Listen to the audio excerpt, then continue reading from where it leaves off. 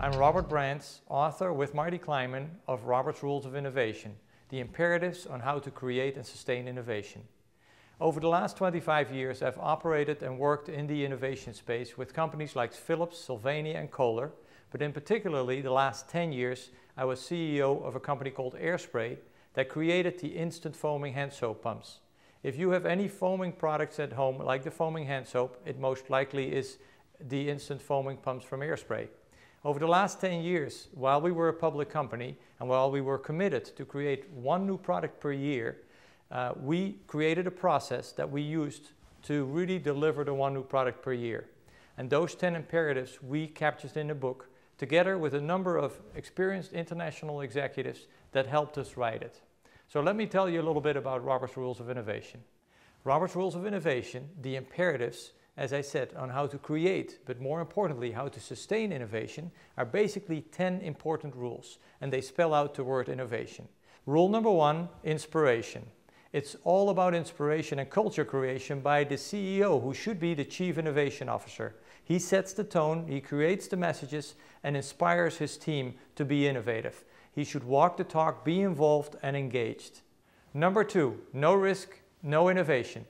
The organization has to be willing to have some failures to be able to be successful and innovative.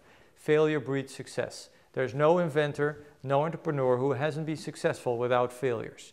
You have to create a culture that tolerates failure and that really encourages risk-taking, because really innovation is creativity times risk-taking. Rule number 3, the new product development process. This is one of the most important processes in the 10 imperatives. It is really a stage gate process from concept development to development of the product, ramping it up to launch. Each stage basically has a number of responsibilities by a multitude of departments and people that they make happen, and you ultimately go to the next step by a go or no-go decision based on all the parameters to make it happen. Number 4, ownership, an important imperative. It's important that really the organization as a whole feels ownership and is passionate about the projects and the products that are being developed. Important is to really appoint champions who are passionate and believe in the products that you develop. Number 5, value creation. That's what innovation is all about, really the return on investment. First of all, value creations for your shareholders and stakeholders in really creating value that consumers and users appreciate. Secondly, consider a strong patent portfolio. If you can patent your technologies, you create an incredible value. Number 6, accountability. As far as I'm concerned, the foundation of innovation is accountability. Any good operating organization has to be accountable. Things get done when people say they're going to do them. Important imperative.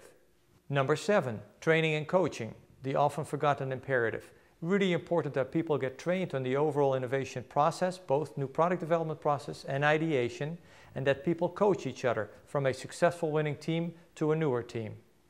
Number 8, idea management or ideation. This is really what people most associate with innovation, the I for ideation. Important to have an open funnel, generate and collect ideas from all different sources and really manage them in an idea database or idea hopper, so you don't lose an idea what is not viable at this point due to technology and that might be viable later on. Number 9, observe and measure. It's important that you set goals, that you observe and measure what you do. The metrics are important so you can track your progress. I always say what you don't measure won't get done.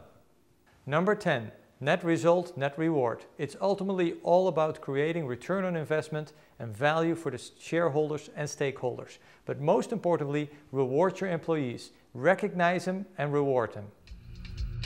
For actionable tips and a full description of each imperative, please visit robertsrulesofinnovation.com. For additional resources, visit innovationcoach.com, your gateway to innovation.